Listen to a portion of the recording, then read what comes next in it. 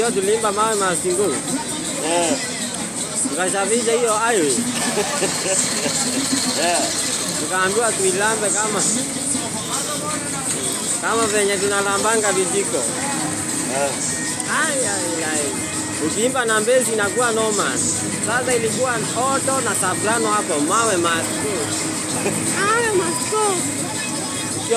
Belt yangu aliweka mbezi. Yeye ndiye alijua maafande ni akina nani. Alienda ile nyingine. Walimwambia aende kama nyoka. Nikashindwa.